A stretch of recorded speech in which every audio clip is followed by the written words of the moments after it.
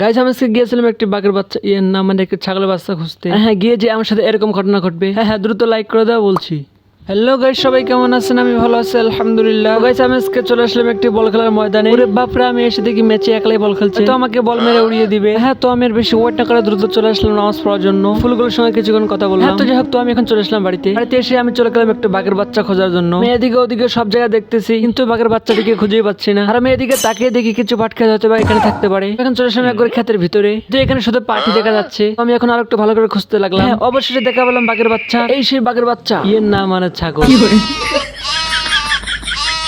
হ্যাঁ তো যাই হোক, তো আমি এখন দেখতে পেলাম কিছু ফল। এগুলো হচ্ছে আমাদের বাংলাদেশি ফল, মানে খেতে অনেক পরিমাণের টেস্ট। তো আমি এখন কিছু ফল তুললাম মানে খাওয়ার জন্য। হ্যাঁ যখন একটি ফল খেলাম অনেক ভালো লাগলো, তো আমি এখন দ্বিতীয় ফলটা খাওয়া শুরু করে দিলাম। হ্যাঁ খেয়ে যে এরকম দিতে লাগবে আমি তো ভাবতে পারিনি। হ্যাঁ তো যাই হোক, তো এখন ছাগলের বাচ্চাটা এখানে ঘাস খাবে, আমি এখানে বসে একটু হাওয়া খাবো। আর আমি এদিকে তাকিয়ে দেখি মাঠের মধ্যে অনেক মুরগি। হ্যাঁ এই ওয়েদারটা অনেক সুন্দর লাগতেছে। আর হ্যাঁ আপনারা দেখতে পাচ্ছেন যে বিকালে গ্রামের দৃশ্য কেমন হয়। হ্যাঁ যারা এই বিকেলে মনোরম পরিবেশে মানে হাওয়া খেতে চা চলে আসে আমাদের গ্রামে। হ্যাঁ সবাই সাবস্ক্রাইব করো, আমি হাওয়া খাই ভাই। আসসালামু আলাইকুম।